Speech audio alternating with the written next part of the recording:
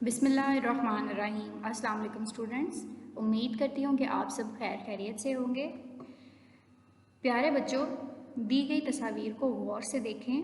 आपको बिल्ली की तस्वीर यहाँ पे दी गई है और चूज़े की तस्वीरें दी गई हैं। इन तस्वीर को गौर से देखें और बताएं कि क्या आपने इनमें कोई फ़र्क महसूस किया।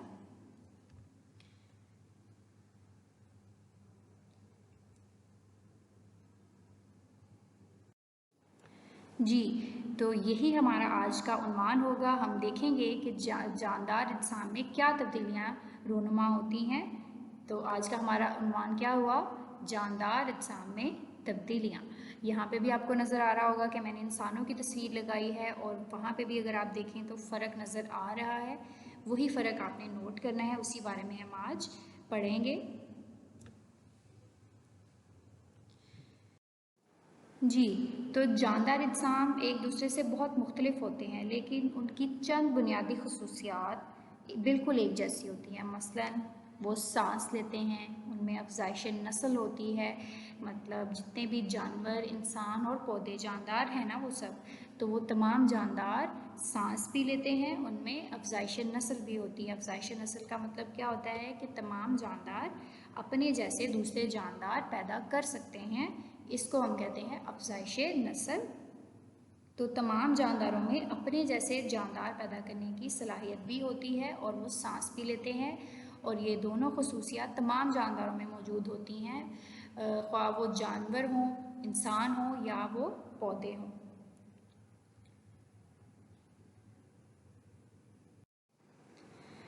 अब होता क्या है कि कुछ जानवरों के बच्चे पैदाइश के वक्त शक्ल सूरत में बिल्कुल अपने वालिदैन जैसे होते हैं, जैसा कि आपको तस्वीर में भी नज़र आ रहा है। शेर की तस्वीर है एक, अगर आप छोटे शेर को देखें और एक आप बड़े शेर को देखें तो इसकी शक्ल भी बड़े शेर से मिलती जुलती है। और अगर आप स्टेज पे देखें तो शेर की शक्ल और सूरत तकरीबन एक जैसी है, उसकी बॉडी बिल्कुल एक जैसी साख्त उसकी।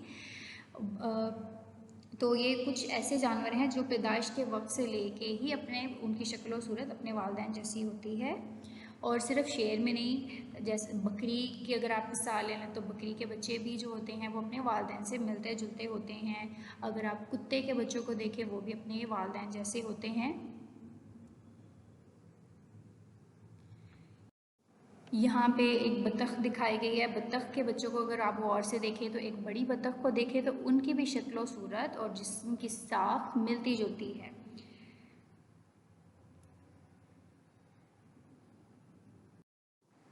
लेकिन कुछ जानवर ऐसे होते हैं जिनके बच्चे शुरू में अपने वालिदैन जैसे नहीं होते, लेकिन कुछ अरसे बाद उनकी शक्ल सूरत अपने माँ बाप जैसी हो जाती है। अब यहाँ पे अगर आप देखें तो ये एक मेंढक आपको दिखाया गया है, लेकिन ये जो तस्वीर है ये मेंढक के अंडों की तस्वीर है। और अंडों से जो मेंढक, छोटा सा आप कहें कि मेंढक के जो बच्चे हैं वो इस तरह के नज़र आते हैं और इसकी शक्ल सूरत मेंढक से बिल्कुल भी मिलती जुलती नहीं है। लेकिन जैसे जैसे वो बड़ा होता जाता है वो थोड़ी थोड़ी उसकी शक्ल मिलना शुरू हो जाती है। फिर जब वो मज़ीद बड़ा हो जाता है तो थोड़ी और उसकी शक्ल मिलना शुरू हो जाती है, और जब वो बिल्कुल बड़ा हो जाता है, ग्रो कर जाता है, तो वो सेम अपने वालिदैन की तरह उसकी शक्ल सूरत हो जाती है। यही हमने देखा कि कुछ जानवर ऐसे हैं जिनकी शक्ल सूरत अपने वालिदैन से नहीं मिलती बचपन में, लेकिन कुछ अरसे बाद उनकी शक्ल सूरत अपने माँ बाप जैसी हो जाती है।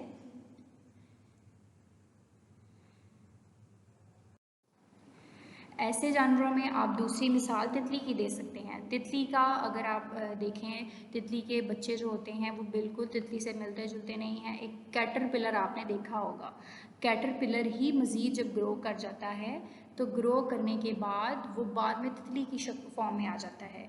तो कैटरपिलर तो बिल्कुल भी तितली से मिलता जुलता नहीं है, यानी कि वो बचपन में अपने वालिदैन की तरह से नहीं होता, लेकिन बाद में जैसे जैसे वो ग्रो करता है उसके ऊपर एक कवर आ जाता है। उस कवर को जब वो उतार देता है, कवर वो झड़ जाता है ऊपर से, तो अंदर से एक तितली की फॉर्म में जो है वो बाहर आती है, एक बटरफ्लाई बाहर आती है। और ये बटरफ्लाई आप कहें कि ये बच्चा है, ये बड़ा हो गया तो अपने वालिदैन की तरह से नज़र आना शुरू हो गया।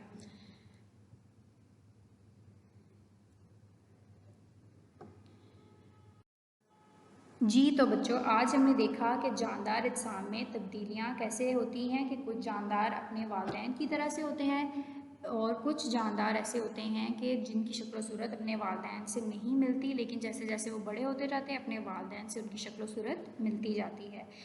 अब इसी से मुतल्लिक आपने एक सरगर्मी अपनी वाक़फ़ियत आमा की किताब के सफ़ा नंबर 31 पे आपने हल करनी है। सरगर्मी में आपको मुख्तलिफ़ जानदारों के नाम दिए गए हैं।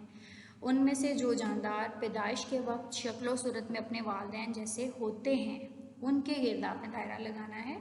जो जानदारों के नाम आपको दिए गए हैं वो मंदरजा झैल हैं: बिल्ली, तितली, शेर, मेंढक, मच्छर और इंसान।